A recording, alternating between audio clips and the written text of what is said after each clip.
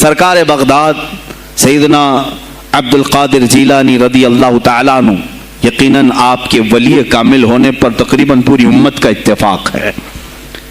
اتفاق کا مطلب صرف بریلویوں کا نہیں، دیوبندی بھی مانتے ہیں، اہل حدیث بھی مانتے ہیں، شیعہ بھی مانتے ہیں۔ غوث پاک رضی اللہ تعالیٰ عنہ کی ولایت سے ان میں سے کسی کا انکار نہیں۔ آج بھی بغداد میں جائیں، لنگر بٹ رہا ہوتا ہے، شیعہ بھی کھا رہے ہیں۔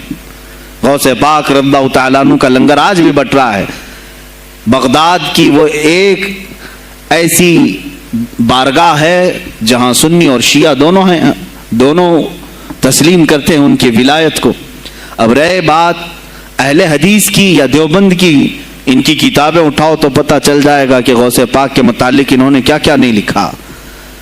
پیر پیراں، میر میراں، شہنشاہ بغداد، بلکہ شیخ ابن تیمیہ جو ہر ولی کی تنقید کرتا تھا، ہر صوفی پر تان و تشنیع کرتا رہا، اس نے اپنی کتاب میں لکھ دیا کہ میرے پاس اتنی تواتر تک، تواتر کہتے ہیں اتنے لوگوں کا بیان کرنا کہ جن کا جھوٹ پر جمع ہونا محال ہو۔ شیخ ابن تیمیہ کہتا ہے میرے پاس اتنی تواتر سے کسی اور کی کرامتوں کا ذکر نہیں پہنچا جتنا شیخ عبد القادر جیلانی کا پہنچا ہے۔ الفضل لما شہید بہ الاعداء، فضیلت تو اس کی ہے جس کی دشمن بھی گواہی دے رہے ہو۔ عزیزان گرامی وقار، سرکار بغداد رضی اللہ تعالیٰ عنہ کی ولایت پر تقریباً امت کا اتفاق، بعد میں آنے والے سارے مسلمان انہیں ولی مانتے ہیں۔ اور یہ اور بات ہے کہ ولایت تک سب کا اتفاق ہے، اب غوث کے مقام کے متعلق الحمدللہ ہم منفرد ہیں اس میں، اس لیے کہ ہم انہیں غوث اعظم بھی کہتے ہیں، استغاثہ بھی کرتے ہیں۔ یہ ایک الگ ٹاپک ہے جہاں شرک، بدعت اور کفر کے فتوے لگتے ہیں کہ بریلوی اللہ کو چھوڑ کر اولیاء سے مانگتے ہیں، اور یہ بیویوں سے مانگ لیں تو کوئی حرج نہیں، ہاں اپنے بچوں سے مانگ لیں تو کوئی حرج نہیں، بلکہ چپراسی اور نیتاؤں سے مانگ لیں تو کوئی حرج نہیں۔ کسی صاحب نے آ کر کے مجھ سے کہا تھا آپ غوث اعظم کیوں کہتے ہیں؟ اعظم اللہ ہوتا ہے، سب سے اعظم غوث کہیں ٹھیک ہے۔ سلفی صاحب تھے، ہم نے کہا کہ آپ کو سرکار عبد القادر جیلانی کو غوث اعظم کہنے پر اعتراض ہے، لیکن ایک چوڑا چمار ملک کا پرائم منسٹر بن جائے تو اسے وزیر اعظم کہہ دیتے ہیں، کوئی دقت نہیں آپ کو، وہاں اعظم کہتے ہیں آپ۔ اعظم کہنے میں آپ کو وہاں جھجک بھی نہیں آتی، اور غوث پاک کو اعظم کہنے میں آپ کو شرم آنے لگتی ہے۔ یہ اپنے اپنے نصیبے کی بات ہے، آپ کا اعظم کوئی اور ہے، ہمارا اعظم کوئی اور ہے۔ عزیزان گرامی، سرکار بغداد شہنشاہ ولایت سلطان الاولیاء سیدنا عبد القادر جیلانی رضی اللہ تعالیٰ عنہ، ماں کے پیٹ سے ہی ان کو ولایت عطا کی گئی۔ یہ وہ اولیاء میں سے ہیں جن کا پیدائشی اللہ تعالیٰ نے منتخب فرمایا ہے، بلکہ جس وقت آپ کی ولادت ہوئی یہ شعبان کا آخری دن، اور آپ کی والدہ ماجدہ کے بطن سے آپ اس عمر میں پیدا ہوئے جب عورتوں میں اولاد کی امید ختم ہو چکی ہوتی۔ آپ کی ماں کی عمر 60 سال کی تھی جب آپ پیدا ہوئے، یہ خود اپنے آپ میں ایک کرامت ہے۔ اور سرکار بغداد رضی اللہ تعالیٰ عنہ جب جیلان میں پیدا ہوئے تو آپ کا معمول تو دیکھیں، آپ کی ماں خود بتاتی ہیں دوسرے سال غالباً لوگوں کو چاند میں شک ہو گیا، 29 کا چاند نظر آیا کہ نہیں آیا، بعض کہنے لگے ہو گیا ہوگا، بعض کہنے لگے نہیں ہوا ہوگا، تو یوم الشک کہتے ہیں، یعنی 30واں جو شعبان کا ہوتا ہے، وہ ایک رمضان بھی ہو سکتا ہے، 30 شعبان بھی۔ تو لوگ آئے حضرت فاطمہ ام الخیر کے پاس جو غوث پاک کی ماں ہے، پوچھا کہ کل کا چاند ہوا کہ نہیں ہوا، ہمیں شک ہو گیا ہے۔ آپ نے کہا چاند ہو گیا ہے اور رمضان شروع ہو چکا ہے۔ کہا کیسے؟ کہا صبح سے میرا بیٹا عبد القادر دودھ کو منہ نہیں لگایا ہے، اور میرے بیٹے کا یہ معمول ہے پچھلے رمضان سے ہی، جس وقت غوث پاک پیدا ہوئے رمضان شروع تھا۔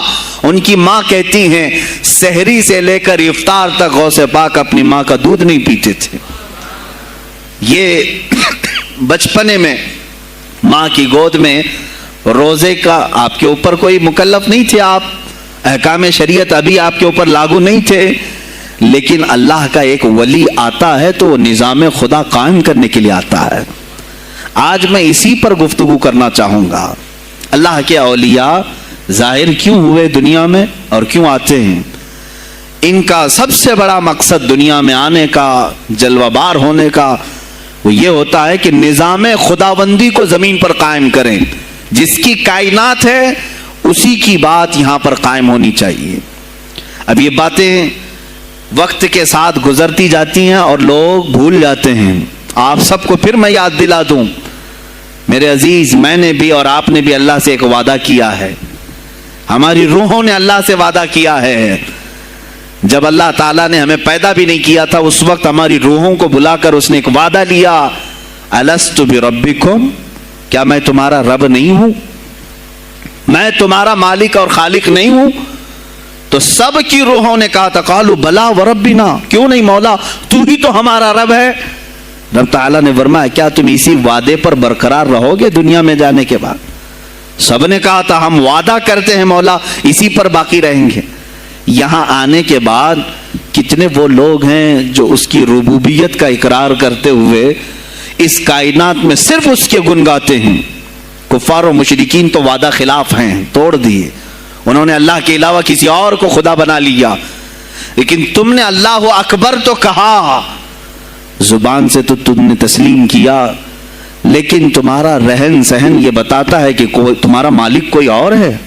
کسی اور کو راضی کرنے میں لگے ہوئے ہو، کسی اور کی دریوزہ گیری کر رہے ہو، کسی اور کی خوشامدی میں کھڑے ہوئے ہو.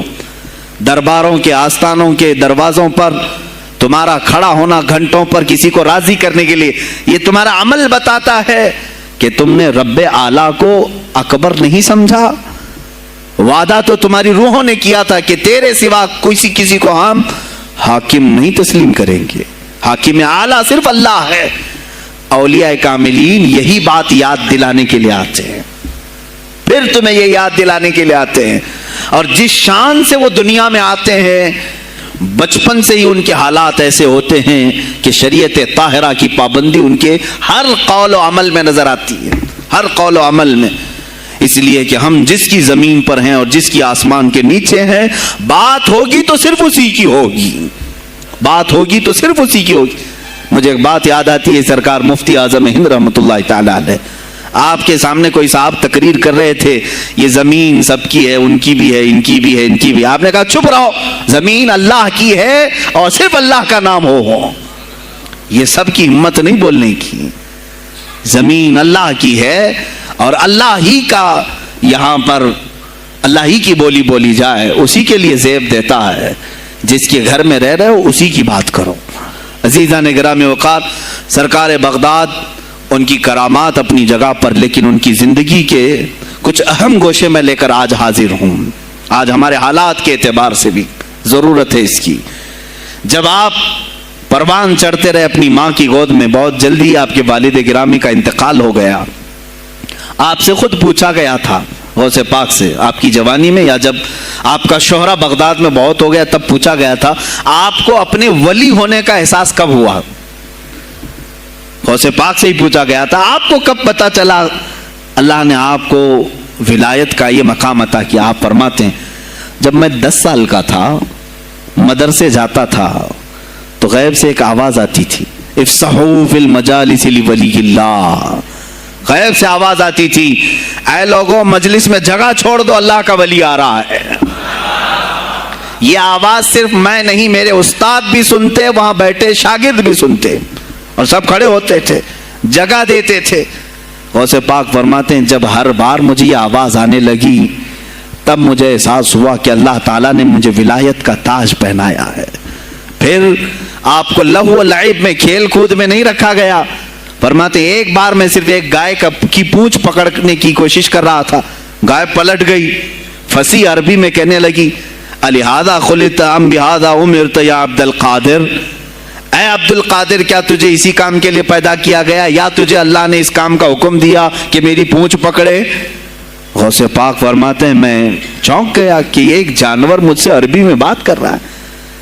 اور اس کے بعد وہ گائے خود کہنے لگی اے عبد القادر تجھے اللہ نے اپنی مخلوق کے لیے بنایا ہے، اپنے بندوں کو راہ راست پر لانے کے لیے.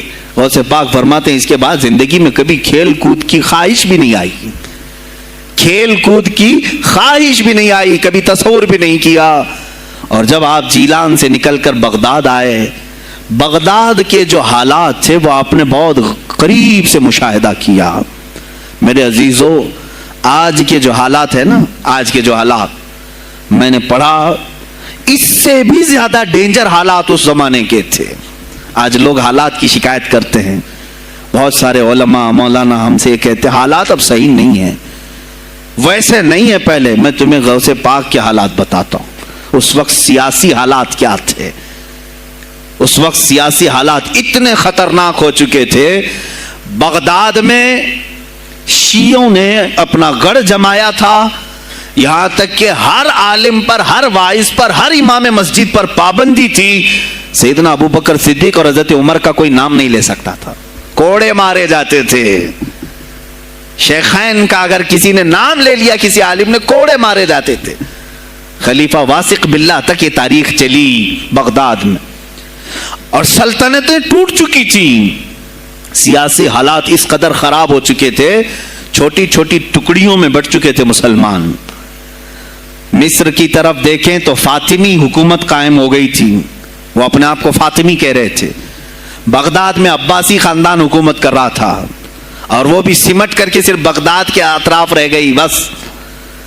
پھر ترکی کی طرف دیکھیں تو سلجوکی خاندان تھا, ایک ایک ٹکڑا حکومت کر رہا تھا, اور یہی آپس میں دست بگریباں تھے, ایک دوسرے سے لڑ رہے تھے.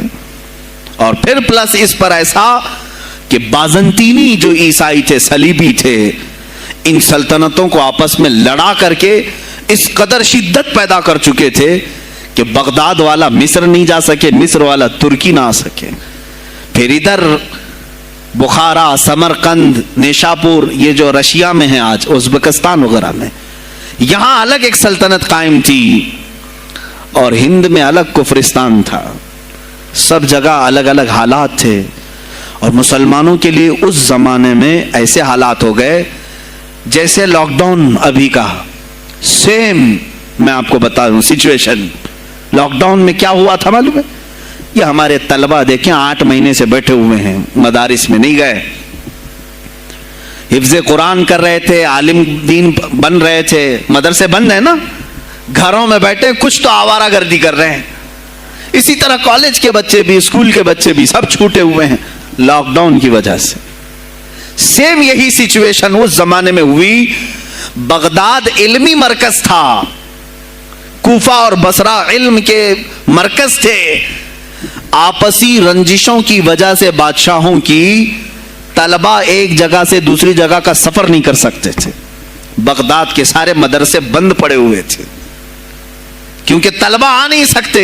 کہاں سے آئے تم؟ مصر سے آئے, واپس جاؤ, اس سلطنت میں کیا کر رہے ہو؟ اس طرح کی سختیاں. یہاں تک کہ یہی زمانہ ہے جب حسن بن صباح نام کا ایک ایسا منافق جس نے اس زمانے کے بادشاہوں کو خرید لیا اور کچھ لوگوں کو نشے کا خوگر بنایا. حشیشین وغیرہ آپ نے سنا ہوگا, صلاح الدین ایوبی کا زمانہ ہے یہ. غوث پاک سے صرف 4 سال بعد صلاح الدین ایوبی آئے, صرف 4 سال بعد.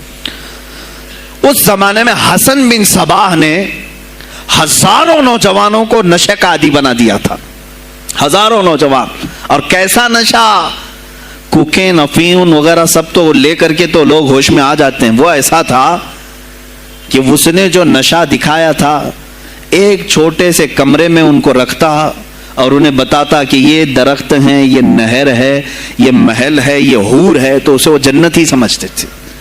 اور پھر اس کمرے سے باہر نکالتا اس کو, تڑپ تڑپ کے آدمی مر جاتا کہ مجھے میری جنت میں واپس کرو. وہ جنت نہیں, کمرہ ہوتا تھا, لیکن نشہ اسے ایسا کرایا جاتا تھا کہ اس کمرے کو وہ جنت سمجھنے لگتا تھا. اور ان نوجوانوں سے کیا کرایا جاتا تھا؟ ان کو نشے کا عادی بنا کر کے باہر نکالا جاتا, انہیں ٹارگیٹ دیا جاتا, فلاں مجلس میں جاؤ, فلاں خلیفہ کو قتل کرو, فلاں وزیر کو مارو, فلاں سپاہیوں کو مارو, فلاں عالم دین کا قتل کرو. اور وہ اپنا ٹارگیٹ پورا کر کے آتے ہیں, اس لیے کہ انہیں نشہ چاہیے تھا.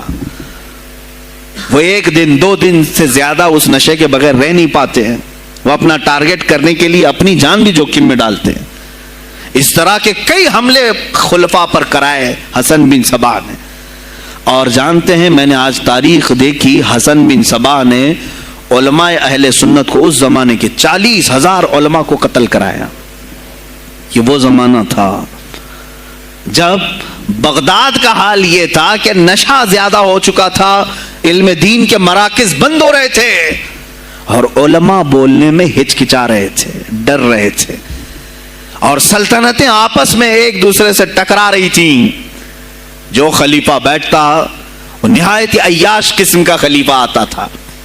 اکثر خلیفہ عیاش آئے، ان کے حریم میں، ان کے حرم خانے میں، یعنی ان کے محل میں 40 عورتیں ہوا کرتی تھیں جن کے ساتھ وہ وطی کرتے، جمع کرتے. جبکہ وہ مسلمان خلیفہ ایک بادشاہ کے لیے چاہے کوئی بھی ہو 4 سے زیادہ کی اجازت ہے، 40 کنیزاؤں کے ساتھ وہ زندگی گزار رہے ہوتے. اس میں عیسائی بھی ہوتی، یہودی بھی ہوتی، سب قسم کی ہوتی. یہ خلفاء کا حال تھا. تم کیا کہہ رہے ہو ہمارے زمانے کو؟ ارے حالات برے ہیں، حالات برے ہیں. ابھی اور میں بتاؤں کتنے برے حالات اس زمانے میں تھے. علماء کو کوڑے مارے جاتے تھے اگر بولے. ارے شیخین کا نام لینے پر پابندی بغداد میں لگ گئی ہو، اس سے بڑا اور ظلم کیا ہو سکتا ہے؟ سیدنا ابو بکر صدیق، حضرت عمر کا نام لینے پر کوڑے مارنے لگائے جاتے. ایسے حالات میں شہنشاہ بغداد سیدنا عبد القادر جیلانی بغداد آئے ہیں جب آپ کی عمر صرف 18 سال کی تھی. 18 سال کی جوانی میں آپ نے ملاحظہ کیا، حالات کو دیکھا، تعلیم حاصل کی بڑے بڑے اساتذہ سے. آپ کے اساتذہ فقہ میں الگ ہیں، حدیث میں الگ ہیں، تفسیر میں الگ ہیں، علم کلام میں، کئی علوم و فنون پہ آپ نے مہارت حاصل کی. اس کے بعد حالات دیکھ کر کے آپ نے کیا کہا؟ یہ اب یہاں سے میں ہر ایک عالم دین کے لیے بشمول من میرے لیے نصیحت سمجھتا ہوں. غور سے سن لیں. غوث پاک رضی اللہ تعالیٰ عنہ کی زندگی میں ایک موڑ ایسا آیا، اور شاید میں نے بھی کبھی کئی مرتبہ اس طرح سوچا ہے. میں کمپیئر نہیں کر رہا ہوں، لیکن سنیں، حالات کو دیکھ کر کے غوث پاک نے جنگل کا رخ اختیار کر لیا. کیا لینا دینا ہے اس دنیا سے؟ اور آپ خود فرماتے ہیں کہ میرے دل میں یہ ارادہ تھا نہ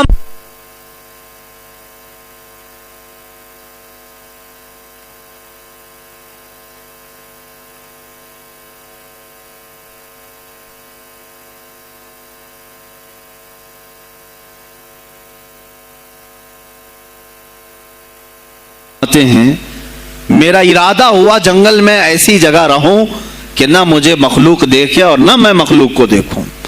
عبادت میں ایسے مصروف ہو جاؤں. جنگلوں میں آپ عبادت کرتے رہے، لیکن فرماتے ہیں مجھے غیب سے آواز آئی اللہ رب العزت کی طرف سے. کہا اے بندے قادر، آپ کا نام ہی عبد القادر ہے، اے قادر کے بندے، تجھے اللہ نے جنگلوں کے لیے نہیں بنایا، امت مصطفیٰ کی رہنمائی کر، خلق خدا تجھ سے نفع حاصل کرے، واپس آ جا.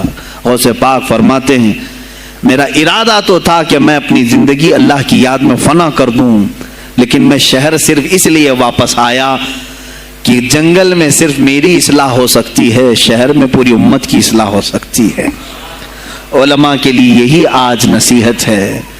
تم چاہے تو گدی نشین بن جاؤ، سجادہ نشین بن جاؤ، جھولی نشین بن جاؤ، جنگل نشین بن جاؤ. ہو سکتا ہے تمہارے اپنے فائدے کے لیے تم سوچ سکتے ہو.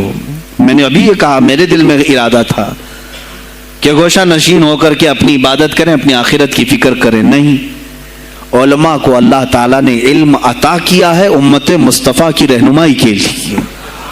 یہ امانت ہے، چاہیں تو بھی چھپ نہ سکیں. عزیزان گرامی وقار، غوث پاک رضی اللہ تعالیٰ عنہ واپس بغداد آئے.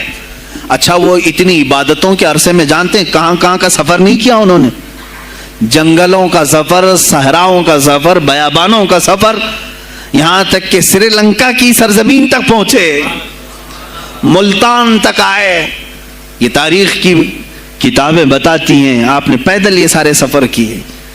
پھر واپس اسی بغداد آئے جہاں کے حالات بڑے ہی کشیدہ تھے، اور خلفائے وقت کے خلاف زبان کھولنا یہ آگ سے کھیلنے کے برابر تھا، آگ سے کھیلنے کے برابر تھا۔ اور سب سے بڑا مسئلہ تو غوث پاک کے لیے یہ تھا کہ آپ بغداد کے نہیں تھے، عراق کے نہیں تھے، آپ جیلان سے آئے تھے۔ جیلان ایران میں ہے۔ اس زمانے میں طبرستان ایک صوبہ تھا، طبرستان کا ایک شہر جیلان تھا۔ جیلان سے آئے ہوئے تھے بغداد میں، آپ کی زبان فارسی تھی۔ فارسی زبان کا ایک طالب علم بغداد میں آیا ہے، اور بغداد پورا عربیوں کا ہے، فصیح عربی بولنے والے لوگ، اور نہایت ہی عیاشی میں پڑے، ان کی اصلاح کیسے کریں۔ دل میں بار بار یہ احساس ہوتا۔ غوث پاک فرماتے میری زبان فارسی تھی اور ان کی زبان عربی ہے، میں ان سے خطاب کیسے کروں، ان کو اصلاح کے راستے پر کیسے لاؤں۔ بار بار سوچتے تھے، لیکن دل میں ایک درد ہوتا تھا کہ امت مصطفیٰ کو اس حال میں میں نہیں چھوڑنا چاہتا۔ ایک دن ایک مسجد میں غمگین حالت میں سوئے، ظہر کا وقت تھا، نماز پڑھ کر کے آپ آرام کر رہے ہیں، اور جیسی آنکھ بند ہوئی سرور کائنات صلی اللہ علیہ وسلم تشریف لائے۔ پوچھا عبد القادر کیوں غمگین ہے میرے بیٹے؟ کہا کہ یا رسول اللہ صلی اللہ علیہ وسلم زبان میری اجمی ہے، فارسی، میں عربیوں کے بیچ بیٹھا ہوں، اصلاح کرنے کی کوشش کرتا ہوں، لیکن مجھے یہ اجمی سمجھیں گے۔ اللہ کے نبی صلی اللہ علیہ وسلم نے فرمایا تو اپنا منہ کھول۔ آپ نے منہ کھولا، حضور پاک نے اپنا لعاب پاک ڈالا، دوسری بار ڈالا، تیسری بار ڈالا، چوتھی بار ڈالا، پانچویں، چھٹی، 7 مرتبہ حضور پاک نے اپنا لعاب پاک دیا اور کہا عبد القادر اب اٹھ اور بیان کرو۔ فرماتے ہیں خواب میں نے حضور اکرم صلی اللہ علیہ وسلم کا لعاب پاک لیا، تھوڑی ہی دیر گزری تھی، میرے خواب میں ہی میرے جد کریم مولا کائنات علی مرتضیٰ تشریف لائے۔ کہا پھر وہی سوال کیا عبد القادر کیوں نہیں بیان کرتے؟ کہا میں فارسی النسل، فارسی ہوں اور عربیوں کے بیچ میں ہوں۔ انہوں نے کہا تو اپنا منہ کھول۔ باب العلم، باب مدینۃ العلم، علی کرم اللہ وجہہ الکریم اپنا لعاب پاک ڈالتے ہیں، 1 بار، 2 بار، 3 بار، 4 بار، 5 بار، 6 بار، بس کیا۔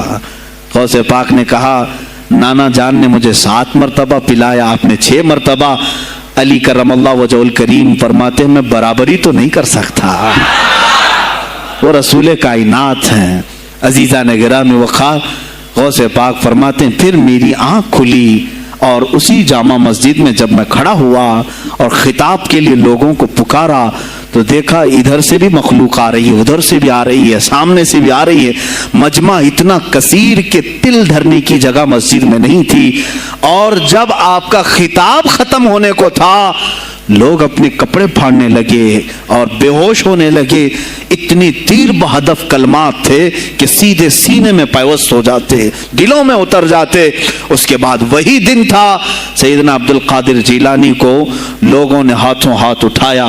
بغداد میں شہرہ ہو گیا کہ کوئی ایک اجمی آیا ہے اور عربیوں پر فوقیت لے گیا ہے، سارے عربی اس کے سامنے دنگ رہ گئے ہیں، کوئی عربی اس کی فصاحت کو نہیں پہنچ پاتا ہے۔ کئی لوگ امتحان کے لیے بھی آئے، ایسا نہیں ہے کہ غوث پاک کو یوں ہی چھوڑ دیا گیا۔ میرے عزیز تم تو 1000 سال کے بعد کرامتیں سنتے ہو نا، یہی لگتا ہے کہ غوث پاک بہت کرامتوں کے مالک تھے، بہت بڑے عالم اور بڑے ولی کامل تھے، کچھ نہیں ہوا ہوگا ان کے ساتھ۔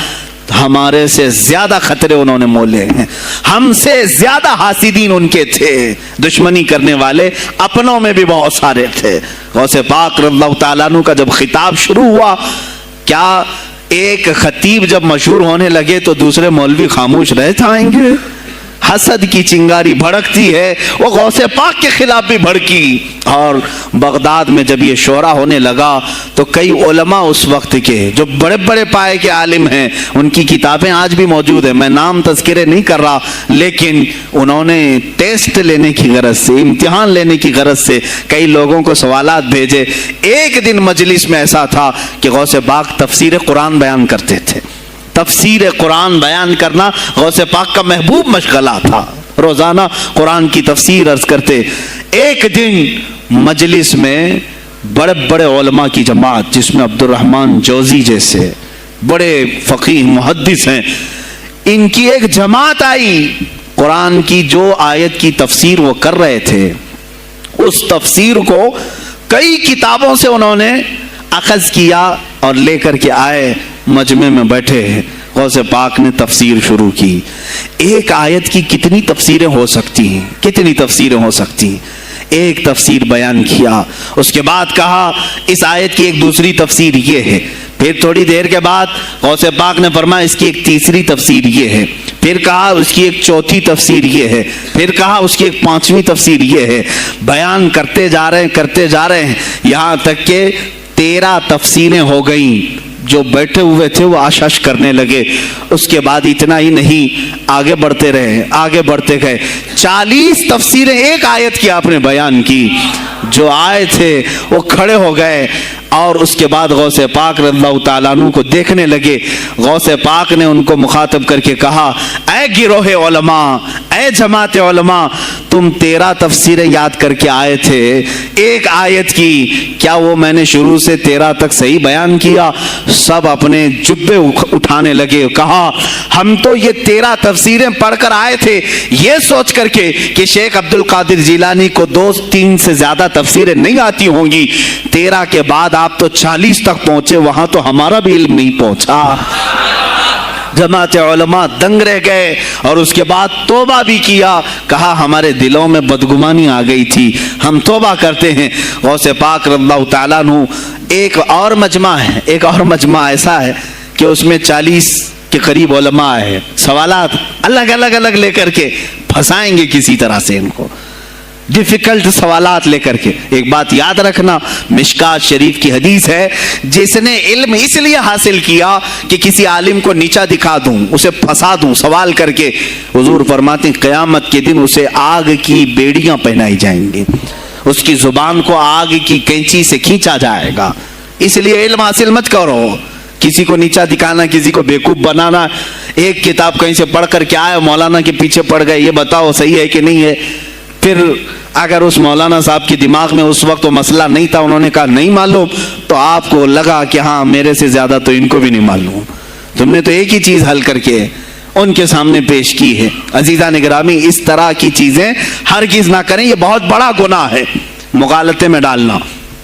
غوث پاک رضی اللہ تعالیٰ عنہ ایک جماعت سے خطاب کر رہے ہیں، 40 علماء ہے، الگ سوالات نوٹ کر کے، میں یہ پوچھوں گا، تم یہ پوچھنا، تم یہ پوچھنا۔ غوث پاک رضی اللہ تعالیٰ عنہ نے اپنا خطاب کیا اور سوالات کے لیے اس دن محفل کا وقت ہی نہیں دیا، کہا آج سوالات کوئی نہیں کرے گا۔ وہ لوگ تو سوالات لے کر کے آئے تھے، سب مجمع میں خطاب کے بعد جس کو جو پوچھنا ہے آپ کہتے ہیں کہ پوچھ لو، اس دن کا کوئی نہیں پوچھے گا، آؤ صرف مصافحہ کر کے جاؤ، آؤ صرف مصافحہ کر کے جاؤ۔ تو یہ جو علماء کی جماعت تھی ان کو بلایا، ایک آتے ان کو سینے سے سینہ لگاتے اور کہتے تیرا یہ سوال تھا، اس کا یہ جواب ہے۔ دوسرا آتا اس سے کہتے تو یہ گھر سے سوچ کے آیا تھا، تیرا سوال یہ ہے، اس کا جواب یہ ہے۔ اس طرح 40 سے مصافحہ کیا، معانقہ کیا، ان کے سوالات کے پوچھنے سے پہلے جوابات بھی دے دیے، اور اس کے بعد کہا کیا ہے گروہ علماء، تم سوال کرتے اور میں جواب دیتا تو عبد القادر کی کیا اس میں خصوصیت تھی؟ تم سوال بھی نہ کرو، میں جواب دوں، تب پتا چلے گا کہ میں بندہ قادر ہوں، میں قادر کا بندہ ہوں۔ تم نے سوال بھی نہیں کیا اور میں جواب دوں تو تمہیں احساس ہوگا کہ میں قادر کا بندہ ہوں۔ اللہ رب العزت کا کی صفاتی نام ہے۔ عزیزان گرامی وقار، علماء نے تنگ کیا، پریشان کیا، آپ کے مجموعوں کو روکنے کی کوشش کی، لیکن ایسا نہیں ہے کہ غوث پاک نے ہر ایک کو اپنی کرامت سے زیر کر دیا ہو، ان علماء کو پورا سلا دیا ہو، نہیں، فیس کیا ہے، مقابلہ کیا ہے، پریشانیاں اٹھائی ہیں، اور خلفاء کے وقت کے سلاطین کی بھی بہت ساری ایسی سختیاں تھی جس کو آپ نے برداشت کیا۔ کئی لوگوں نے آپ پر پابندیاں لگانے کی کوشش کی تھی، یہ تو سرکار غوث پاک کی استقامت تھی کہ آپ جمے رہے۔ اور سب سے بڑا کام آپ کا کیا تھا معلوم ہے؟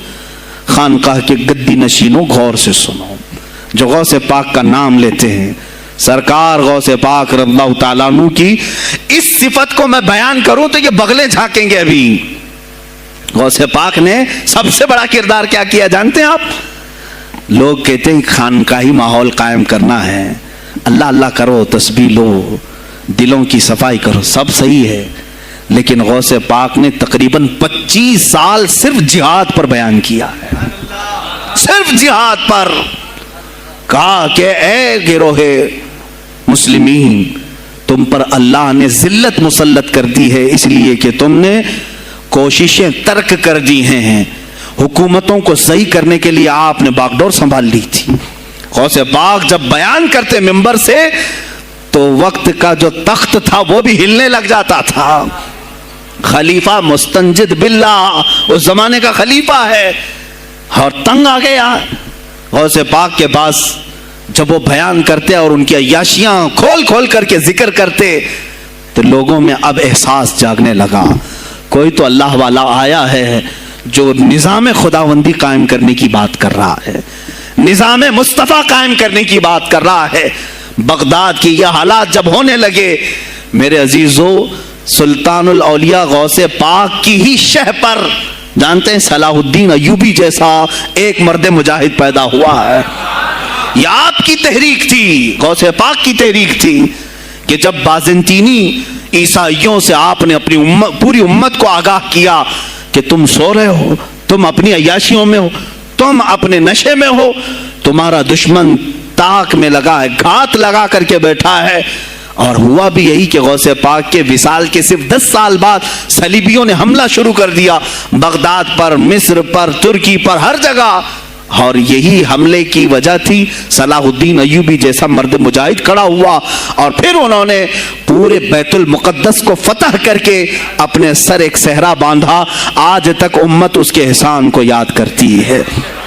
میرے عزیزو, غوث پاک کے زمانے کے ہیں صلاح الدین ایوبی. اتنا ہی نہیں, آپ ہی کی تحریک تھی, غوث پاک کی تحریک تھی کہ تم جوانوں کو تیار کرو, تمہاری زندگی عیاشی کے لیے نہیں, اللہ کا نظام قائم کرنے کے لیے ہے. تم اللہ کا نظام قائم کرنے کے لیے آئے ہو دنیا میں, کیونکہ اللہ نے تمہیں خلیفۃ اللہ کہا ہے. اللہ کے تم خلیفہ ہو, تم نائب ہو اللہ کے. تم یہاں پر اپنی موج مستی کے لیے نہیں آئے. اب اس زمین پر بات ہوگی تو صرف میرے مولا کی ہوگی, اس زمین پر بات ہوگی میرے مصطفیٰ کی ہوگی. یہ سیدنا عبد القادر جیلانی کا اعلان تھا. ہے کوئی آج پیران اعظام وہ اعلان کریں کہ آج اس زمین پر صرف ہم ناموس رسالت کی بات کریں گے؟ کون ہے؟ کیوں بیٹھے ہو؟ غوث پاک سے اگر تمہاری ادنا سی نسبت ہے تو پھر تمہیں اپنے جوانوں کو, اپنے مریدوں کو یہ سکھانا ہوگا کہ موٹے موٹے نذرانے دینے سے نہیں چلے گا, اپنی گردنیں حضور کو پیش کرنے کے لیے تیار کرو. تم تیار ہو جاؤ اپنا خون اور اپنی گردن بارگاہ مصطفیٰ میں دینے کے لیے. یہ آج تربیت دو, ورنہ پھر دشمن تمہیں کچا چبانے کے لیے تیار ہے, کچا چبانے کے لیے تیار.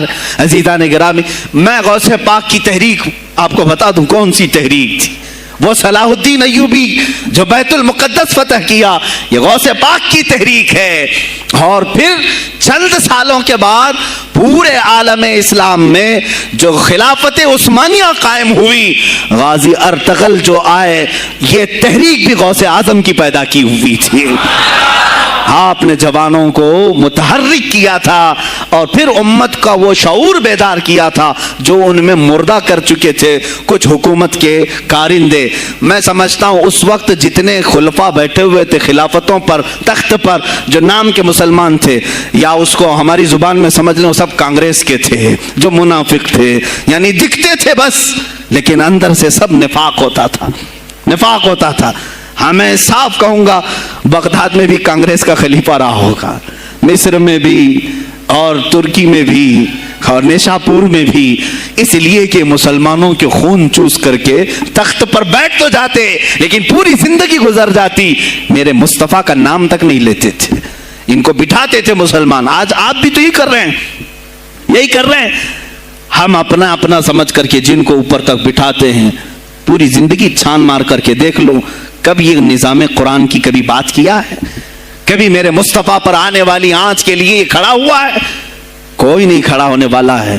ان کے سفید کرتے اور ان کے سفید پاجامے سب کفن بن کر رہ جائیں گے اور کچھ بھی نہیں ہوگا.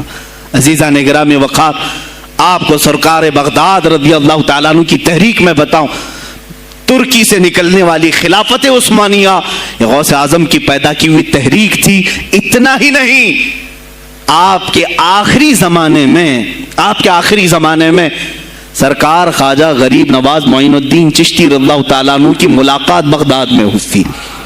معین الدین اجمیری رضی اللہ تعالیٰ عنہ کی ملاقات ہوئی.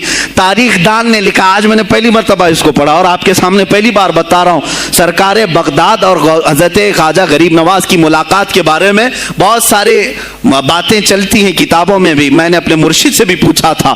بہرحال ایک تاریخی ایک کتاب سے مجھے آج یہ بات ملی کہ سلطان الاولیاء غوث پاک نے حضرت خواجہ غریب نواز کو کیا وصیت کی تھی, کیا کہہ کر کے بھیجا تھا. ان کے پاس غوث پاک نے, غریب نواز نے بہت ساری انعامات, اوراد, وظائف, طرق, اجازات سب حاصل کیے, لیکن ہندوستان جب آئے کیا کیا انہوں نے, یہ بھی بتایا گیا کہ غوث پاک کی یہ تحریک تھی. کیا سلطان الہند سرکار غریب نواز نے شہاب الدین غوری کو بلا کر کے ہندوستان میں پرچم اسلام لہرانے کا حکم دیا تھا. یہ تحریک بھی سرکار غریب نواز نے لائی تھی بغداد کے ولی کامل سے. تم کیا سمجھتے ہو یہ اولیاء خالی مسلح لے کر کے گھومتے تھے, یا اولیاء اکرام صرف گدی نشین تھے؟ نہیں میرے عزیزو, یہ حکومت وقت کو آنکھ میں آنکھیں ڈال کر بات کرتے تھے اور پھر نظام مصطفیٰ کی بات للکار کر کے کرتے تھے. آج کے زمانے میں کچھ لوگوں نے اولیاء کو ایسا پیش کیا ہے جیسے وہ درویش بس جنگل میں رہتے تھے اور کچھ نہیں. نہیں میرے عزیزو, وہ اللہ کے شیر تھے, اللہ کے شیر تھے. اسی لیے تو اقبال نے کہا ہے اللہ کے شیروں کو آتی نہیں روبائی. وہ کبھی لومڑی پن کا انہوں نے اپنے آپ میں اظہار ہی نہیں کیا کہ نہیں یہ بھی چلے گا وہ بھی چلے گا, کبھی نہیں. وہ گرجتے تھے اپنے تخت پر, اپنی خانقاہوں پر. دیکھیں خلیفہ مستنجد باللہ, ابو المظفر اس کو کہتے ہیں, بغداد کا وہ خلیفہ, عباسی خلیفہ, بڑا طاقتور, اور اسی کے زمانے میں غوث پاک ہیں. ایک فارس سے آنے والے اجمی عبد القادر, شیخ عبد القادر, جب بغداد کی جامع مسجد میں بیان کر رہے ہوں در و دیوار ہل رہے ہیں. وہ اپنے خلافت کے دربار میں بیٹھا ہے خلیفہ, اچانک بہت زور کی آواز آئی, پورے محل میں گونج گئی. پوچھا یہ آواز کیسی بغداد میں؟ لوگوں نے معلوم کر کے بتایا کہ شیخ عبد القادر جیلانی نے چھینک ماری, ان کے مریدوں نے صرف جواب دیا ہے. ان کو چھینک آئی تھی, جواب میں لوگوں نے یرحمک اللہ کہا, وہ خلیفہ وقت کے محل تک پہنچ گئی آواز. تو اس نے کہا یہ تو پورا ہلا دینے کی بات ہے. ایک بات یاد رکھو میرے عزیزو, آواز ہو سکتا ہے تمہاری مسجد سے باہر جائے نہ جائے, تمہاری آواز کا دار و مدار تمہارے گلے پر نہیں ہے. ایک بار تم پکارو گے, پہنچانا میرے مولا کا کام ہے. اب ہماری آواز کہاں کہاں تک پہنچتی ہے, کس کے ٹائر پھٹتے ہیں, یہ سب بات کی بات ہے. تم پکار کر کے تو دیکھو. اللہ رب العزت کے نام پر عزیزان گرامی وقار مستنجد باللہ آیا اور وہی کیا جو ہر عیاش کرتا ہے. ظاہر سی بات ہے مولوی صاحب کچھ لے دے کے چھوڑ دو, جان بخش دو, جاؤ کہیں بیٹھو, آپ اللہ اللہ کرو. کہاں یہ حکومت سیاست کی باتوں میں آپ آ گئے. چند دنوں پہلے میں نے بھی سیاست کی بات کی تو مجھے بھی ایک مشورہ ایسا آیا کہ آپ کو انٹرسٹ ہے ایم پی بننے کا, ایم ایل اے بننے کا. میں نے کہا مجھے انٹرسٹ تو نہیں ہے لیکن کرسی صاف کرنے کا انٹرسٹ بہت ہے, اس پر جو کچرا ہے اس کو صاف کرنے کا انٹرسٹ بہت ہے. انشاءاللہ العزیز وقت آئے گا وہ صاف ہوں گی بھی. عزیزان گرامی مستنجد باللہ 10 اشرفیوں کی تھیلیاں لے کر سونے کی غوث پاک کے دربار میں آئے. آپ مریدین کے ساتھ بیٹھے, ارے وہ حال و قال کی مجلسیں ہیں. مستنجد باللہ آیا, غوث پاک کی بارگاہ میں کہا کہ یہ حضور آپ قبول کر لیں, نذرانہ ہے. آپ نے کہا تو رکھ لے اپنا نذرانہ, تو اپنے پاس رکھ لے. کہا کہ ہدیہ قبول کرنا سنت ہے, آپ سنت کے خلاف کرتے ہیں. غوث پاک نے کہا اللہ ایک تھیلی لیا اور اپنے بغل میں دبا کر کے اس کو نچوڑنا شروع کیا تو اس سے خون ٹپکنا لگا.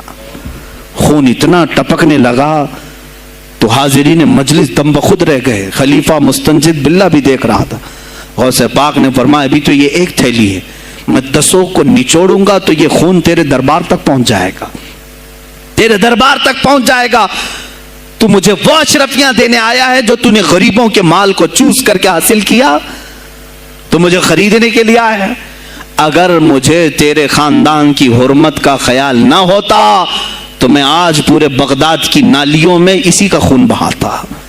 خلیفہ مستنجد باللہ بے ہوش ہو گیا، اور اس کے بعد جب ہوش آیا اس نے توبہ کیا اور آپ کے ہاتھ پر بیعت بھی کیا۔ اب اس کے بعد وہ خلیفہ ایسا پاک ہوا، نظر غوث جو پڑھی۔ اب اس کے بعد دربار خلافت کے حالات کیا ہو گئے سنیں۔ میں آج سیاست پر بات کر رہا ہوں۔ اب خلیفہ مستنجد باللہ کا دل جب صاف ہوا، 8 دن کے بعد وہ حاضر آیا، کہا سلطان الاولیاء اے شیخ عبد القادر جیلانی، آپ حکم فرمائیں کہاں کس طرح کا گورنر رکھنا چاہیے، گورنر کس طرح کا ہونا چاہیے۔ آپ نے غوث پاک نے اپنے خلفاء کو حکم دیا کہ لسٹ بنائی جائے، اسلامی سلطنت میں گورنر کون ہوگا۔ لسٹ بنی، کہا وہ ہوگا جس کی تہجد قضا نہیں ہوتی، وہ گورنری پر آئے گا جو سنت رسول کو ہلکا نہیں سمجھتا ہوگا، وہ گورنری پر آئے گا جس کی نمازیں کوئی قضا باقی نہ رہی ہوں، اس لیے کہ جو اللہ کا قرضہ باقی رکھے گا وہ لوگوں کا بھی مال کھا جائے گا۔ آپ نے لکھایا نام، خلیفہ مستنجد باللہ نے آپ کے اشارے پر گورنر پورے تبدیل کر دیے۔ ہر جگہ پر ایسے لوگوں کو رکھا جو سرکار غوث پاک کے یا تو مرید تھے یا خلیفہ تھے یا شاگرد تھے، اور ان کے دلوں میں اللہ کا خوف تھا، اور وہ پورے بغداد اور آس پاس کی سلطنتوں کو سنبھالے ہوئے تھے۔ ایک وقت ایسا آیا کہ وہی چند سال پہلے جو بغداد نشے میں ڈوبا ہوا تھا، 10 سالوں کے بعد لوگ کہنے لگے کہ آج بغداد ایسا لگ رہا ہے جیسے عمر بن خطاب کا زمانہ آ گیا ہو، عمر بن خطاب کا زمانہ آیا ہو۔ تم نے تو غوث پاک کی 11ویں کھائی ہے نا، اصلاح حکومت ان سے نہیں سیکھا، وہ آئے تھے نظام تبدیل کرنے کے لیے۔ آج میں علماء سے بھی یہی کہوں گا، تم حق بات تو پہنچاؤ قوم تک۔ آج حالات ایسے ہیں میرے عزیزوں، ڈر اور خوف ان کے سینوں پر طاری ہوا۔ کس بات سے ڈرتے ہو؟ کیا تم نے اللہ کی ذات پر ایمان نہیں لائے؟ یہ نہیں کہتے ہو موت و حیات اللہ کے ہاتھ ہے، رزق اللہ کے ہاتھ ہے، پھر ڈرتے حکومت وقت سے کیوں؟ مجھے ابھی چند دنوں پہلے ایک میسج یہ بھی آیا تھا کہ حضرت آپ تو پاکستان کے علامہ خادم حسین کی تعزیت پر بیان کر رہے ہو، آپ دیکھ نہیں رہے یہاں کا ماحول کیسا ہے۔ عزیزان گرامی، اس دن مجھے افسوس اس بات پر ہوا، سوال پر، ہائے افسوس، اس قدر تمہارے ضمیر مردہ ہو گئے، اس قدر تم بزدل ہو گئے، لاکھوں لوگوں کے دلوں میں شمع عشق مصطفیٰ جگانے والے پر تمہاری زبان بند ہے، تمہاری زبان بند ہے۔ میں نے صرف ایک جملہ کہا، کوئی فرق نہیں پڑتا، میں اس ملک میں رہ رہا ہوں جہاں کا پرائم منسٹر ایک سور خبیث فرانس کے صدر کے لیے ٹویٹ کر سکتا ہے، تو میں پڑوسی ملک کی کسی عاشق رسول کی تعزیت کیوں نہیں کر سکتا؟ کیوں نہیں تعزیت کر سکتا؟ اگر ہندوستان کی تخت پر بیٹھنے والے کو فرانس کے صدر سے کوئی دلی عشق ہے، محبت ہے، تم اس کی معشوقہ ہو یا محبوبہ ہو، مجھے فرق نہیں پڑتا، لیکن اتنا ضرور ہے عاشق رسول مشرق میں ہو، شمال میں ہو، جنوب میں ہو، مغرب میں ہو، جب اس کی روح جائے گی تو ہماری بھی روح تڑپے گی۔ ہماری ڈور بندھی ہوئی ہے مدینۃ الرسول سے۔ میرے آقا صلی اللہ علیہ وسلم کی جو بات کرے گا وہ پھر کسی بھی ملک کا باشندہ ہو۔ تم کہتے ہو تعزیت کے لیے، ارے میرے عزیز، اگر میں سامنے ہوتا تو اس کے قدموں کی خاک میں اپنے امامے پر رکھتا۔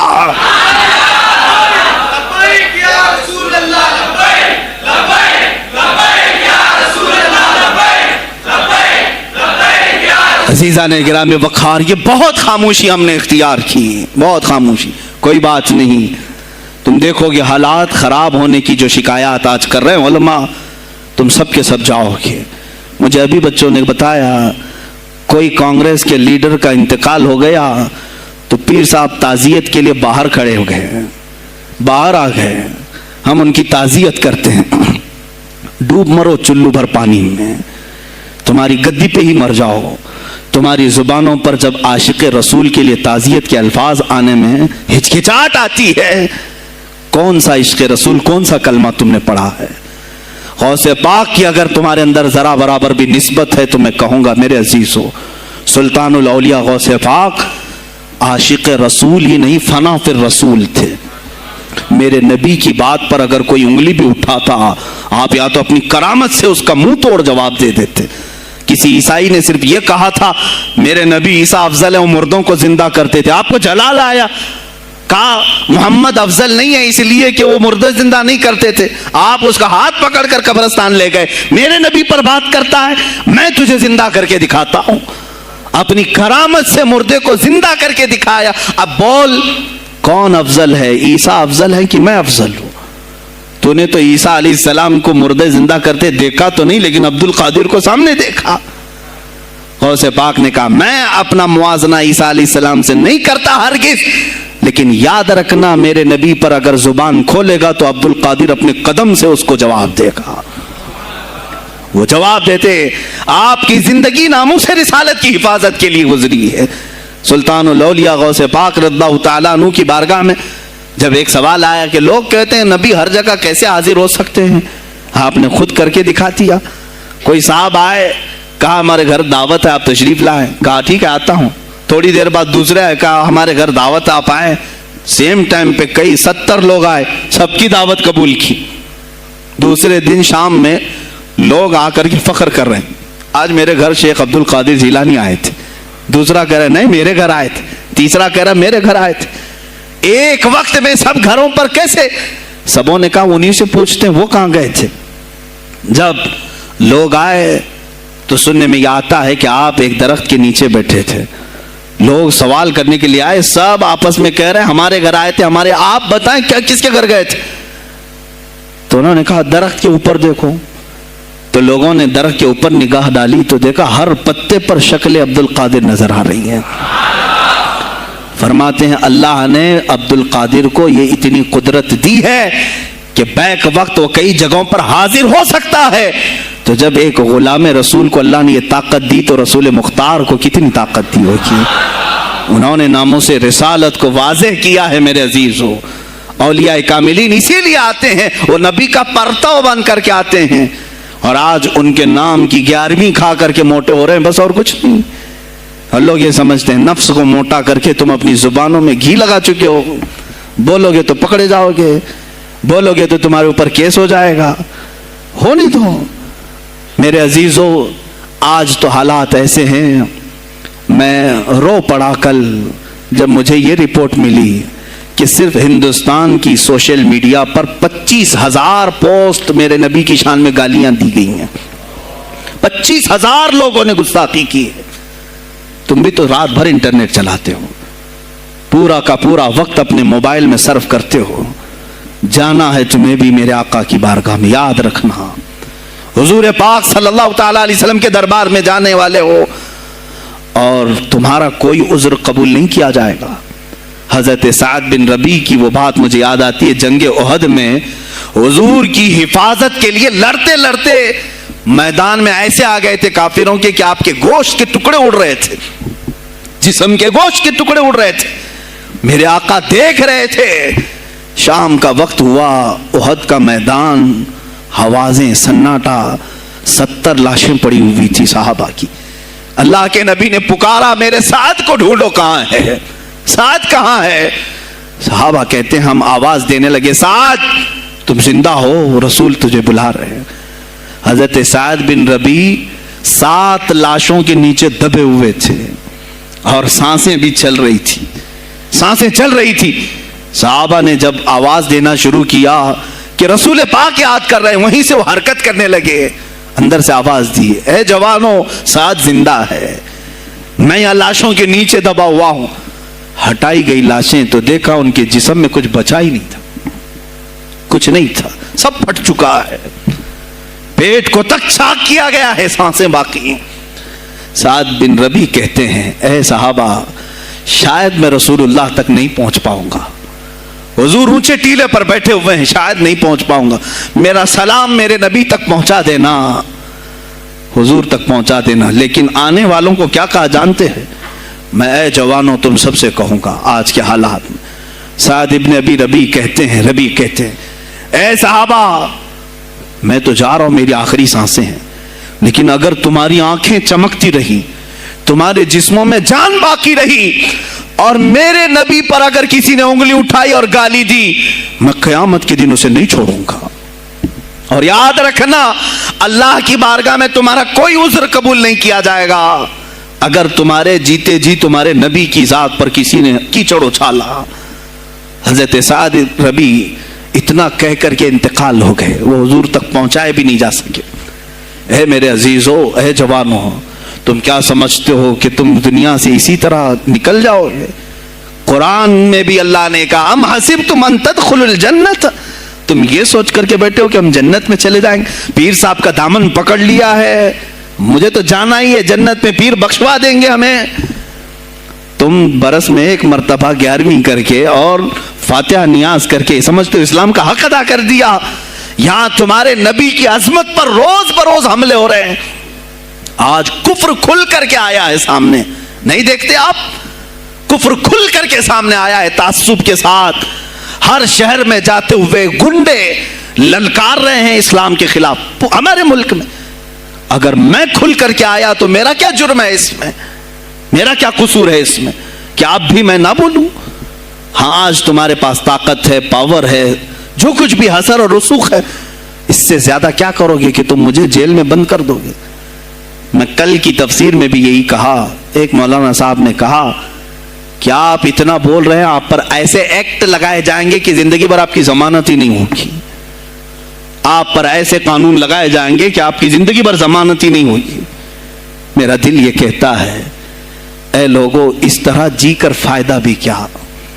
ایسی آزادی کس کام کی جس میں روز اٹھتے ساتھ میرے نبی کی شان میں گستاخیاں ہم سن رہے ہوں, اور حضور کو کوسا جا رہا ہوں, ہم کھاتے پیتے گھوم رہے ہوں. اس سے بہتر ہے کہ جیل کی کوٹری میں ہم زندگی گزار لیں, کل بارگاہ مصطفیٰ میں اٹھنے والا چہرہ تو رہے ہمارے پاس.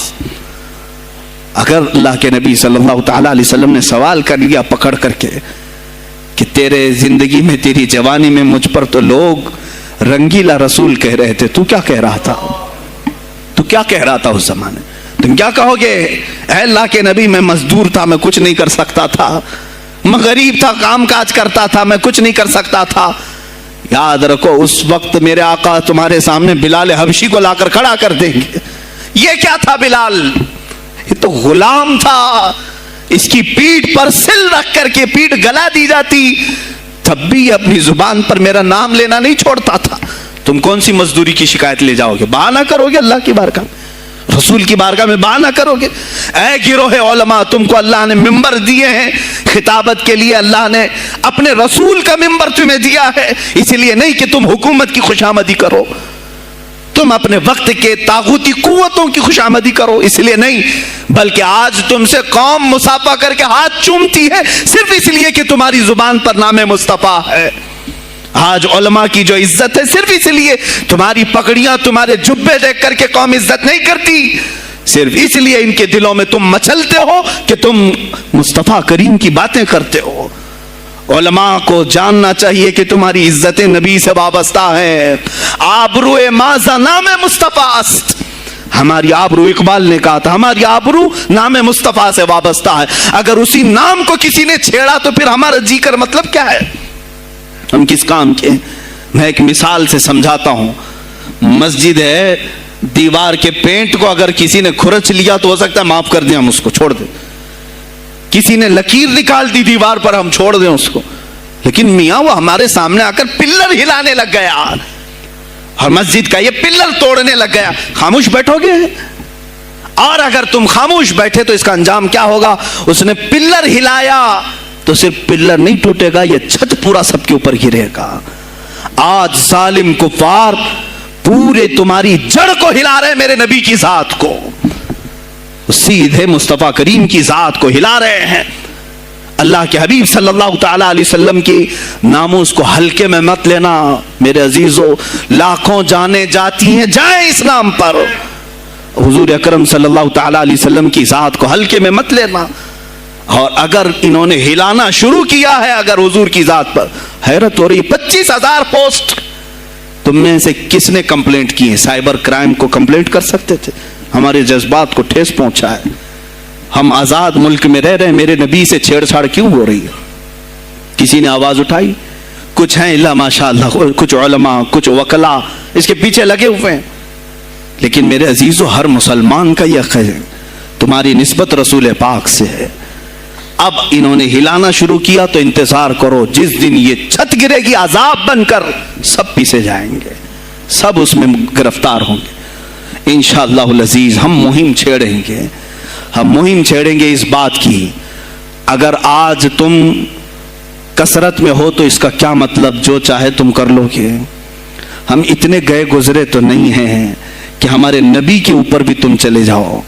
ہاں ہمیں رون دیا, ہمیں مار دیا, ہمیں قتل کر دیا, سب برداشت کر لیا, لیکن اب اس سے آگے نہیں برداشت کریں گے انشاءاللہ العزیز. میں آواز دیتا ہوں اسی منبر سے, اے گروہ علماء, اے جماعت صوفیہ, اے خانقاہ کے گدی نشینوں, باہر آؤ. آؤ حکومت وقت سے ایک مطالبہ یہ کرو, اے حکومت وقت کے تخت پر بیٹھنے والوں, ہمارے ہند میں پارلیمنٹ میں بھی ایسا قانون پاس کرو کہ کوئی میرے نبی کی ذات پر بھونکے تو اسے موت کی سزا ہو جائے. ہم یہ چاہتے ہیں. اگر اس قانون کو تمہیں لانے میں کچھ زندگیوں کی ضرورت ہے تو یہ فقیر حاضر ہے, اور میرے ساتھ بھی کچھ تمہارے لیے حاضر ہوئیں گے. لے لو ہماری جانیں اور ایک قانون ایسا بنا دو تاکہ قیامت تک پھر یہاں پر کوئی نہ بھونکے میرے نبی کی ذات پر. تم قانون صرف میرے نبی کے لیے نہیں, تم اپنے دیوی دیوتاؤں کے لیے بناؤ, شانتی سے رہو. ہم نے کبھی تمہارے خلاف بھونکا نہیں ہے, ہم نے کبھی دیوی دیوتاؤں کو چھیڑا نہیں ہے, اس لیے کہ اسلام اس کی اجازت نہیں دیتا. ہم گالی نہیں دیتے, ہم اسلام کی حقانیت سے بیان کرتے ہیں. لیکن خاموش رہنے کی یہ سزا ہمیں دی جا رہی ہے کہ ہمیں گالیاں دیتے دیتے یہ اب ہمارے نبی تک پہنچ گئے, ہماری ماں عائشہ صدیقہ تک پہنچ گئے, اور ہمارے تمام اکابرین اسلاف تک پہنچ گئے. اور 25 کروڑ کی تعداد میں خاموشی یہ اچھی نہیں ہے میرے عزیزوں, اچھی نہیں ہے. آج افسوس اسی بات کا ہے جن کو اللہ تعالیٰ نے اپنے نبی کی نیابت عطا کی ہے, وہ نائب رسول ہیں یا کسی خانقاہ کے گد نشین ہیں. تم یہ مت سمجھ لینا کہ تمہارے آبا و اجداد کمال کے تھے, بزرگان دین تھے, تم چھوٹے جاؤ گے. نہیں, سوال تو ہوگا, تمہیں سوال ہوگا, مجھ سے بھی ہوگا. میں یہ نہیں کہہ رہا ہوں کہ میں کوئی الگ ہوں, سوال ہوگا. آؤ سر جوڑ کر کے ہم اس سلسلے میں کوشش کریں. غوث پاک رضی اللہ تعالیٰ عنہ کا یہی میسج تھا. ہندوستان میں شہاب الدین غوری نے جو پرچم اسلام لہرایا, وہ آج تک اس کی دین ہے کہ مسلمان زندہ ہیں, یہاں مسلمان باقی ہیں.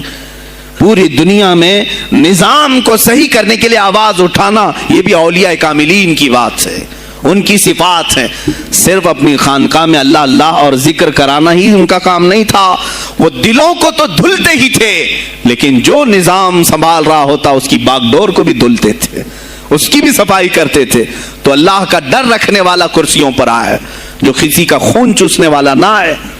عزیزان گرامی وقار, اپنے سیاسی شعور کو بھی بیدار کرو, سیاست کو سمجھو. تم کب تک استعمال ہوتے رہو گے؟ اب اس میں علماء کو بھی آنا چاہیے کہ ان کے سیاسی شعور کو بیدار کرے. تمہارے ساتھ آج جو کھیل کھیلا جا رہا ہے, تم ہر ایک کی جے وجے کرتے ہوئے ہر پارٹی کے پیچھے جاتے ہو. تم نے آج تک اپنا قائد نہیں ڈھونڈا, اپنا قائد نہیں ڈھونڈا. اور ان کو دیکھو, وہ کہتے ہیں کہ اگر پیٹرول 200 لیٹر بھی ہو جائے تو ہمارے قائد تو یہی ہیں, اس لیے کہ ہمارا ہم مذہب ہے, وہ ہمارے مذہب کی بات کرتا ہے. تمہارا کون ہے میرے عزیز؟ تم کسی پر متفق نہیں ہوتے, اور جو تمہارے لیڈر ہیں وہ کسی اور کے پلو میں چھپے ہوئے ہیں, ہاں کسی اور کی گود میں بیٹھے ہوئے ہیں. جا کر کے یہ سارے مسلمانوں کو کسی اور کے ہاں بیچ کر کے آتے ہیں. یہ سیاسی شعور بیدار کرو. مجھے معلوم ہے میری یہ باتوں کا سب سے زیادہ ایکشن کون لے گا, مجھے معلوم ہے. سب سے زیادہ کس کو کھلبلی مچے گی وہ بھی مجھے معلوم ہے. اس لیے کہ میں ان سیکولر پارٹیوں کے بارے میں بول رہا ہوں جو چہرہ سیکولر بتا کر کے ہم آپ سب کے ووٹ لے کر کے چلے جاتے ہیں, اور پھر مجھے بتاؤ جن کو تم اپنا مسیحا سمجھ کر کے ان کے پیچھے جے جے کرتے گھومتے رہتے ہو, تمہارے مذہب پر آج کیا حملے نہیں ہوئے ہیں, کیا نہیں ہوئے. کشمیر آج تک جل رہا ہے, کہاں یہ کانگریس کیوں نہیں بات کرتی ہے؟ جو پورے مسلمانوں کی مسیحا ہے؟ کہاں ہے وہ سماجوادی، وہ بی ایس پی، فلاں فلاں فلاں جو پارٹیاں جن میں سب مسلمان جاتے ہیں؟ کیا ان کو اتنا بھی شعور نہیں کہ وہ پارلیمنٹ میں اس کے خلاف بات کریں، کہیں کہ یہ مسلمانوں کے ساتھ ظلم ہو رہا ہے، ہم ان کے ووٹ لیتے ہیں؟ نہیں بات کریں گے، یہ صرف اور صرف تمہیں استعمال کرتے ہیں، اور انہیں معلوم بھی ہے ہم نے ان سب کو خریدا ہے، ان کے لیڈروں کے منہ میں اپنی زبان رکھی ہوئی، یہ کوئی بولے گا نہیں، انہیں معلوم ہے۔ تمہیں یہ اندازہ نہیں میرے عزیزو، آج میں بولوں تو لوگوں کو تکلیف ہوگی۔ کشمیر کے ایسے حالات ہیں، رو رہے ہیں وہاں پر۔ ایک مولانا ہیں، مسجد کے امام ہیں، انہوں نے کہا، باضابطہ حلفیہ کہا نوجوان میرے پاس نماز کے لیے آتا تھا، اس نے ایک کہا کہ حضرت کیا سوسائیڈ کرنے کی اجازت ہے؟ کہا کیوں؟ کہا میرے گھر میں کچھ لوگ داخل ہوئے، میں ان کا نام ذکر نہیں کر رہا ہوں، کچھ لوگ داخل ہوئے، مجھے ہاتھ باندھ کر کے کھڑا کیا، میری ماں اور میری بہن کو ننگا کیا، میرے سامنے کپڑے اتارے اور ان کی عزت لوٹی، اور اس کے بعد مجھے ہاتھ کھول کر کے چھوڑ دیا۔ مجھے بتائیں اس کے بعد بھی جینے کا کوئی مقصد رہتا ہے؟ مجھے بتائیں اس کے بعد بھی جینے کا کوئی حاصل ہے؟ یہ سب تمہارے ساتھ بھی ہوگا۔ جہاں میجورٹی ان کی مسلمانوں کی تھی وہاں یہ ننگا ناچ کر کے دکھایا ہے، تو یہاں تو تم بہت قلت میں ہو، تمہارے ساتھ بہت کچھ ہو سکتے ہیں، اب بھی اگر خاموش رہے۔ اسی لیے میں بار بار کہتا ہوں، اٹھو وہ گھر نہ حشر نہ ہوگا پھر کبھی، دوڑو کہ زمانہ چال اپنی چل گیا۔ تم اپنی سیاست کو منتخب کرو، تم اپنی قیادت کو منتخب کرو، اور اگر ابھی بھی سیاسی لاشعوری کی زندگی گزارتے رہو گے، لقمے بنتے چلے جاؤ گے، یہ کھاتے چلے جائیں گے۔ بات میں سلطان الاولیاء غوث پاک کی کر رہا تھا، لیکن مجھے یہ حالات پر گفتگو ضرور کرنی ہے، اس لیے کہ مجھے معلوم نہیں ہے کہ میری زبان پر کب تالے لگائے جائیں گے یا میری گردن پر کب چھری پھیری جائے گی، مجھے اس کا اندازہ نہیں۔ لیکن اے مسلمانوں، تم میری ذات سے الجھتے ہو تو الجھ جاؤ، مجھے اگر بلیم کرتے ہو، تانے مارتے ہو تو مار لو، چند دنوں کی بات ہے، جب تک میری سانسیں چل رہی ہیں تب تک مجھے گالیاں دو گے، لیکن جس دن میں بھی دنیا سے جاؤں گا اس دن تم ہماری باتیں یاد رکھو گے، اس دن یاد کرو گے۔ مجھے اپنے بچوں کو یہی بتانا ہے کہ اب وہ دور آیا ہے جہاں ممبروں سے بھی بولنے میں اب گھبراہٹ ہے، لوگ اپنے خوف کے مارے ایسے ہیں کہ اپنی روزی روٹی کے چکر میں میرے مصطفیٰ کی گالیاں سننا برداشت کر رہے ہیں۔ دیتا ہے دینے دو نا، ہمارا کیا بگڑتا ہے؟ اس پوزیشن میں تم آئے ہو آج، تمہارا امام جب اتنا بزدل ہے تو تمہارے دلوں میں کون سا ایمان باقی رہ جائے گا؟ اس لیے شعور پیدا کرو، اگر اولیاء کی نسبت تمہارے دل میں ذرا برابر بھی باقی ہے تو اٹھو میرے عزیزو، آپ قیامت کے دن جواب دہ ہوں گے میرے نبی صلی اللہ تعالیٰ علیہ وسلم کی عظمت پر۔ آج جو حملے ہو رہے ہیں یہ ہماری زندگی کا سب سے بڑا ایشو ہے۔ آج مطالبے کرو، مانگو تو کس چیز کو مانگو؟ بس یہ ہے کہ میری نبی کی عزت سلامت رہے، مجھے دنیا میں اور کچھ نہیں چاہیے۔ اتنا مطالبہ تو کر سکتے ہو، اتنا مطالبہ کرو، اور پھر دیکھو میرے مصطفیٰ کی طرف سے انعام کیا ملے گا، اللہ کی طرف سے انعام کیا ملے گا۔ ارے وہ مرد قلندر جو پاکستان میں ابھی شہید ہوا، کس بات کا اعلان کرتا تھا، کس کو پکارتا تھا، کس کو للکارتا تھا؟ صرف یہی تو بات کرتا تھا کہ تاجدار ختم نبوت، اور میدان میں معذوری کے ساتھ بھی آ کر کہتا تھا لبیک یا رسول اللہ، اے اللہ کے رسول میں حاضر ہوں، اپنی جان لے کر آیا ہوں۔ اور تم یاد رکھنا، تمہاری ٹانگیں تو سلامت ہے، کل بروز قیامت ہو سکتا ہے تمہارا سامنا اس خادم حسین سے ہو، تمہاری ٹانگیں دیکھ کر کے پوچھی جائیں گی۔ معذور ہونے کے بعد جب کوئی میدان میں میرے نبی کی عظمت پر پہرا دینے کے لیے آ سکتا ہے تو تم نے اپنی ٹانگیں کس کام کے لیے رکھی تھی؟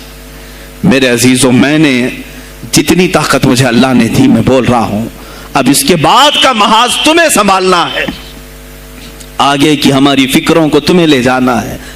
شاید اس زمانے میں ہم جی رہے ہیں جہاں اتنی آزادی نہیں ہوگی، چھوٹی سی بات کو آج بہت بڑا بنا کر کے اسے ختم کیا جاتا ہے، لیکن مجھے اندازہ ہے اس بات کا، ہندوستان کی آزادی میں بھی میرے اکابرین میں 30,000 علماء نے اپنی جانیں دی ہیں، کشمیر سے لے کر دلی تک ہر درخت پر ایک عالم کی لاش لٹکی ہوئی تھی.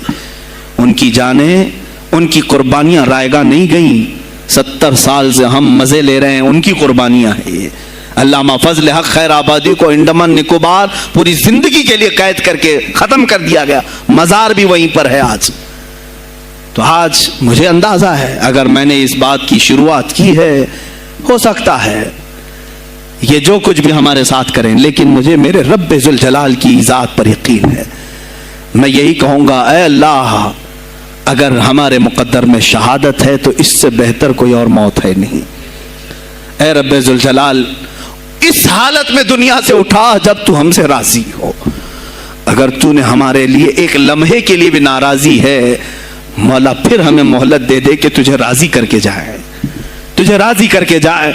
میرے مصطفیٰ صلی اللہ تعالیٰ علیہ وسلم کو قبر میں ہمیں دیکھنا ہے، اس لیے ہم قبر میں جا رہے ہیں، لیکن اس حال میں دنیا سے جائیں کہ ان کی عظمت پر کچھ بول تو سکیں، ان کی ناموس پہ کچھ کر تو سکیں. عزیزان گرامی، سلطان الاولیاء شہنشاہ بغداد رضی اللہ تعالیٰ عنہ کی ذات پر جو ان کی کرامات ہیں، وہ ساری چیزیں پھر کبھی میں ذکر کروں گا. آج اسی پر میں اختتام کرتا ہوں. اسی پر جیو اور اسی پر مرو. انہیں جانا انہیں مانا، نہ رکھا غیر سے کھا. للہ الحمد، میں دنیا سے مسلمان گیا.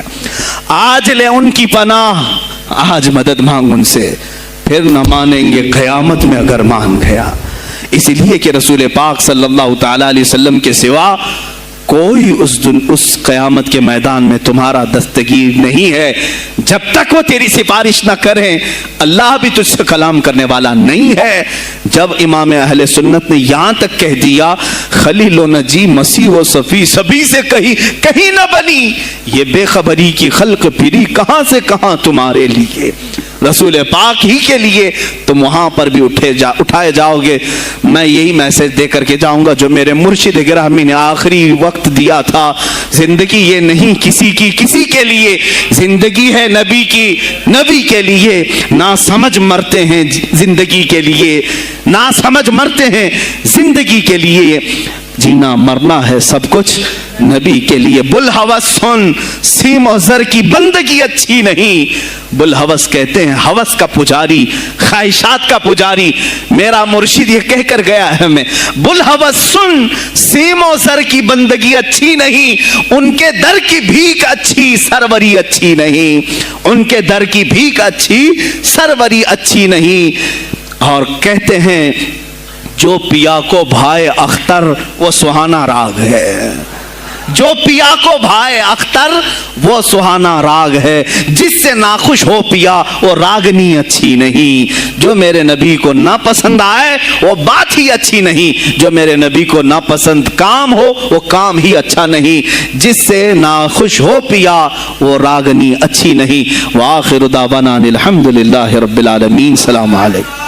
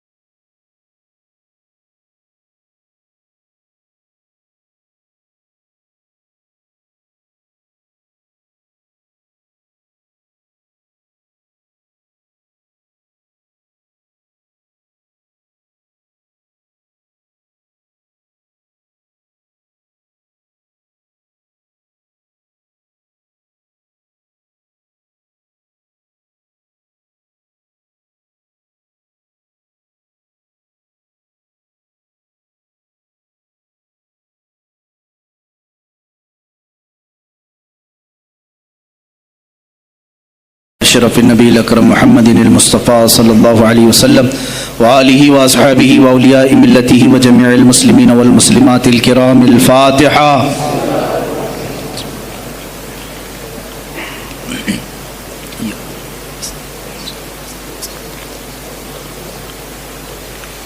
اللهم صل على سيدنا محمد وآله وأصحابه وبارك وسلم. اللهم وصل وبلغ مثل ثواب ما قرأناه من القرآن الكريم ما صليناه وما سلمناه وما هللناه وما سبحناه وهذه هدية واصلة ورحمة نازلة وبركة شاملة منا إلى حضرة النبي الأكرم محمد المجتبى محمد المصطفى صلى الله عليه وسلم وبوسيلته إلى جميع الأنبياء والمرسلين والصحابة والتابعين والخلفاء الراشدين وإلى أرواح جميع أزواج رسول الله وبناته وبنيه وإلى أرواح جميع الشهداء والنجباء والنقباء وأولياء الله الصالحين وإلى أرواح أئمة المجتهدين وجميع المؤمنين والمؤمنات وعامة المسلمين والمسلمات الأحياء منهم والأموات خاصة إلى روح سيدنا وسندنا وشيخنا وقطبنا سيدي عبد القادر الجيلاني قدس الله سره الشريف. اللهم ببركة هؤلاء المذكورين تمم مقاصد ديننا ودنيانا وأخرانا يا رب العالمين.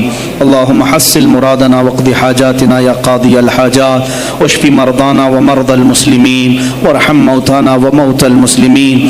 الہ العالمین ہمارے اس جلسے پاک کو اپنی بارگاہ میں شرف قبولیت عطا فرما. جتنے حاضرین ہیں سب کی حاضری کو اپنے گناہوں کا کفارہ بنا دے, ہماری نجات کا ذریعہ بنا دے. اے اللہ محبوب سبحانی سلطان الاولیاء غوث العظم عبد القادر جیلانی رضی اللہ تعالیٰ عنہ کے فیوز و برکات ہم سب کے سینوں پر نازل فرما. مولا ان کی نسبت آخری دم تک ہمارے ساتھ قائم فرما. اے اللہ ہم سب یہاں پر تیرے دربار میں حاضر ہیں, کھڑے ہیں, ہم سب کو بری شرارتوں سے محفوظ فرما. نفس امارہ کی بدکاریوں سے بچا, شیطانی وساوس سے بچا. اے اللہ ہم سب کو صراط مستقیم پر چلا. خلاق العالمین ہماری یہ جو کچھ بھی زندگی گناہوں کی نظر ہو گئی ہے ہم سب کو پاک و صاف کر کے تیرے حبیب پاک کی عظمت پر پہرا دینے والی بنا دے. اے الہ العالمین ہم نسبت میں قادری ہیں مولا, قادری کر, قادری رکھ, قادریوں میں اٹھا. قدر عبد القادر قدرت نما کے واسطے, قدر عبد القادر قدرت نما کے واسطے مولا دنیا میں بھی ان کے غلاموں میں شامل رکھ, قیامت میں ان کی مریدوں میں حشر فرما. اے رب ذوالجلال احسن الخالقین ہماری اس فاتحہ کا ثواب آج خصوصاً بالخصوص امیر المجاہدین حضرت علامہ خادم حسین رضوی رحمۃ اللہ علیہ کی روح کو نظر قبول فرما. مولا ان کا نعم البدل امت کو عطا فرما. اے رب ذوالجلال ہم میں کوئی مرد مجاہد پیدا کر. اے اللہ ہم میں کوئی مرد مجاہد پیدا کر کہ ہماری بزدلیاں دور ہو جائیں. مولا ہماری خانقاہوں کو صحیح فرما دے, ہمارے علماء کے سینوں کو ایمان سے بھر دے. مولا ان کی زبانوں میں قوت عطا کر. مولا سب کو ایمان پہ استقامت عطا فرما. مولا ان بچوں کو غازیان اسلام بنا دے. تیرے حبیب پاک پر مر مٹنے والا نفس عطا فرما. الہ العالمین ہم سب کو آخری سانس تک تیرے نبی سے وفا کرنے کی زندگی عطا. مولا ہم سب کو بے وفائی سے بچا لے. مولا ہم سب کو بے وفائی سے بچا لے. اے اللہ ہم سب کو بے وفائی سے بچا لے. الہ العالمین تیرے حبیب پاک کا واسطہ ہم سب کو ہر طرح کے کفار و مشرکین کے شر و فساد سے محفوظ کرو. اسلام و سنیت کا بول بالا فرما, کفر و شرک کا منہ کالا فرما. ان اللہ و ملائکتہ یصلون علی النبی یا ایھا الذین آمنوا صلوا علیہ وسلموا تسلیما. اللهم صل على سيدنا مولانا محمد معدن الجود والكرم وآله وأصحابه الكرام ابنه الكريم وآله وسلم. سبحان ربك رب العزة عما يصفون وسلام على المرسلين والحمد لله رب العالمين. جب دمیں واپسی ہو یا اللہ, جب دمیں واپسی ہو یا اللہ, لب پہ جاری ہو بس لا الہ الا اللہ محمد رسول اللہ صلی اللہ علیہ وسلم.